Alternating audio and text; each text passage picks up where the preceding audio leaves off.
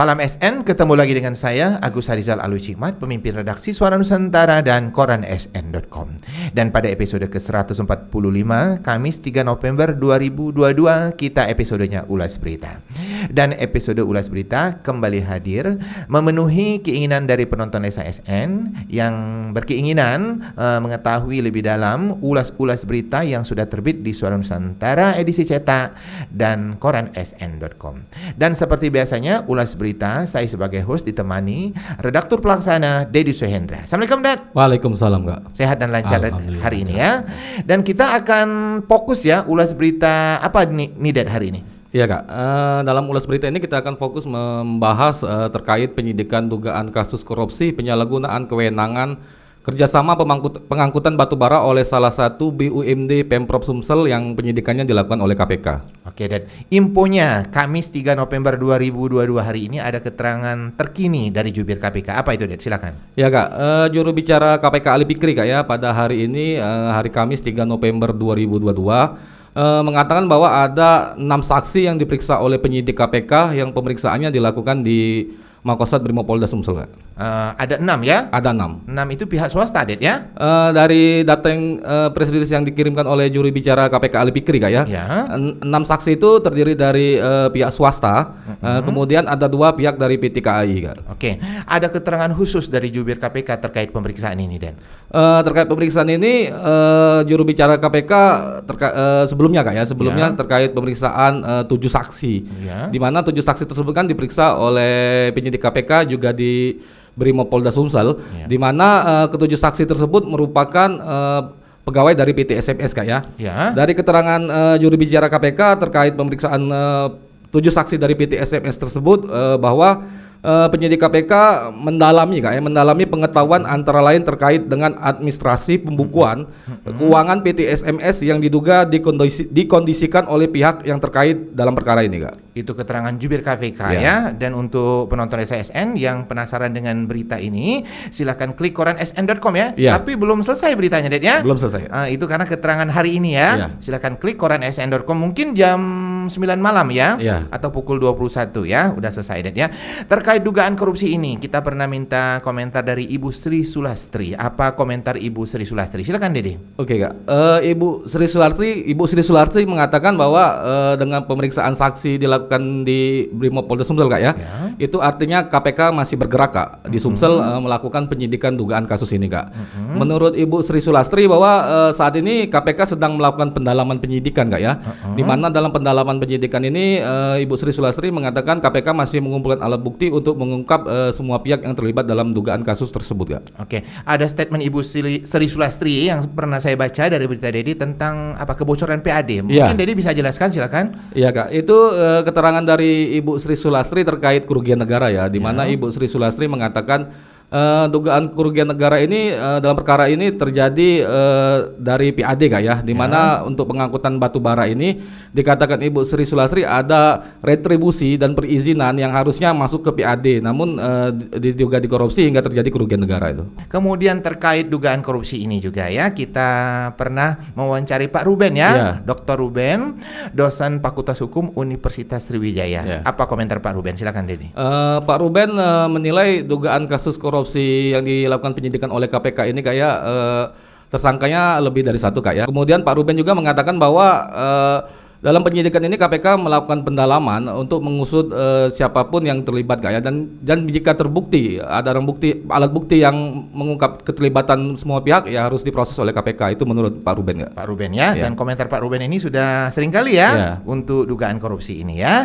Untuk beberapa komentar Pak Ruben sudah banyak beritanya, silakan klik koran SN.com. Terkait dugaan korupsi ini juga kita pernah ya, walaupun sudah agak lama Ded mewawancarai Dekan Fakultas Hukum Universitas Sriwijaya, Bapak Dr. Febrian. Mungkin Dedi masih ingat statement Pak Febrian. Oke, Kak.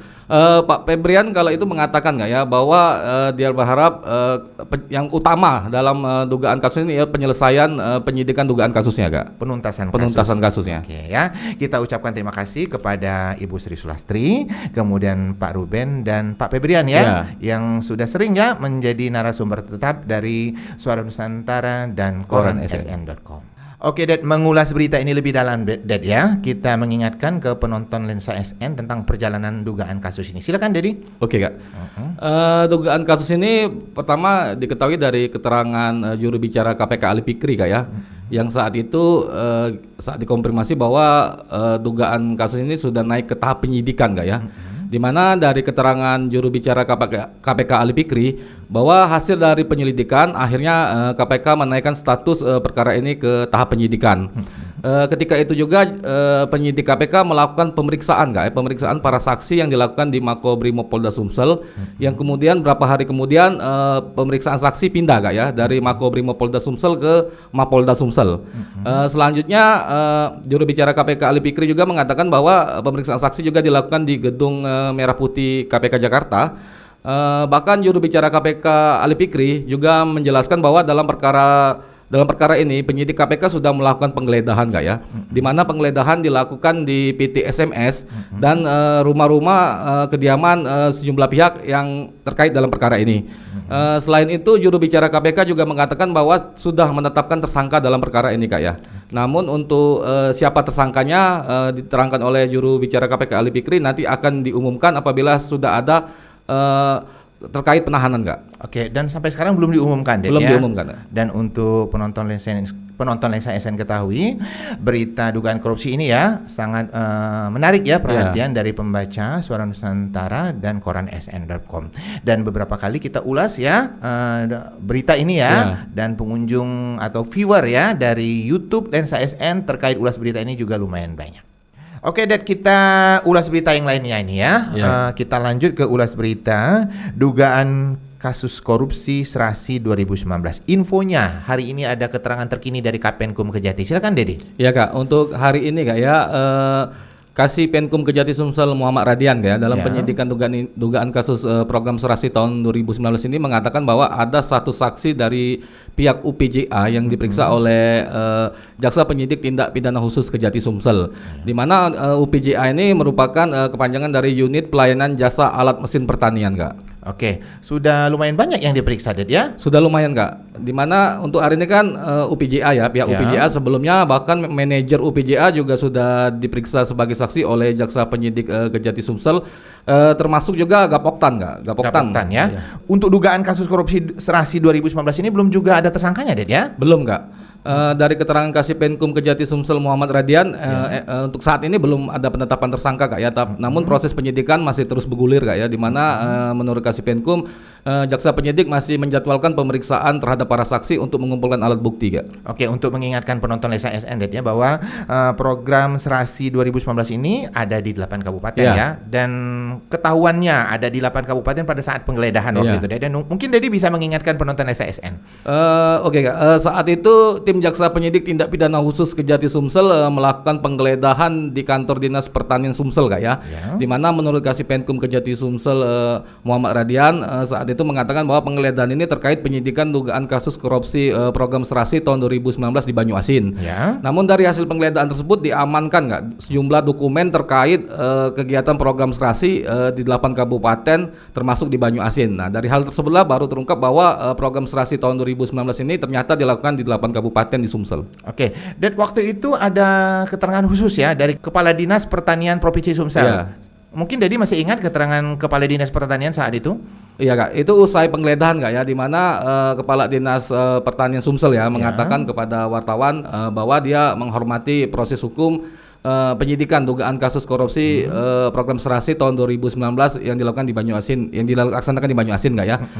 Kemudian Kepala Dinas Pertanian Sumsel ini juga membenarkan bahwa program Serasi tahun 2019 itu dilaksanakan di Sumsel ada 8 kabupaten, Kak. Ada 8 kabupaten. Khusus untuk dugaan korupsi Serasi 2019 ini ya, ada keterangan Kajati Sumsel waktu itu ya, yang ditenggat waktu. Mungkin Dedi masih ingat statement dari Kajati Sumsel, silakan. Iya, Kak. Kajati Sumsel ketika itu mengatakan, Kak ya, bahwa dia memberikan waktu seminggu kepada Jaksa Penyidik Tindak Pidana Khusus Kejati Sumsel untuk terkait perkembangannya, Kak ya, perkembangan dari penyidikan ini.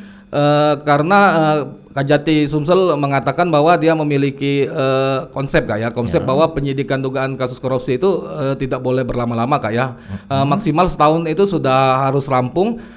karena ini menyangkut kepastian hukum dalam proses penyidikan, Kak. Dan ini adalah program APBN, Det ya? Ya. Dan kita sangat menyayangkan ya terjadinya dugaan kasus korupsi Serasi 2019 ini. Oke, Det, tampaknya kita udah di ujung ulas berita, Det ya? Iya, Kak. Dan kita akan pamit ya kepada penonton Lensa SN ya. Dan sebelum kita pamit biasanya kita mengucapkan terima kasih ya kepada penonton Lensa SN yang sudah setia menonton tayangan-tayangan ulas berita. Teruslah memberikan komentar-komentar positif agar kami juga dapat memberikan tayangan-tayangan yang berkualitas. Dan biasanya, Det ya, di ujung ulas berita kita ada quotes ya. Iya, Kak. Dan quote kita sore hari ini adalah teruslah menebar kebaikan, tak peduli kepada siapa dia jatuh. Jangan lupa untuk like, comment, share, dan subscribe kanal YouTube Lensa SN agar informasi menarik dari kanal YouTube ini tetap tersebar merata di bumi Sumatera Selatan. Demikian dari saya. Wassalamualaikum warahmatullahi wabarakatuh.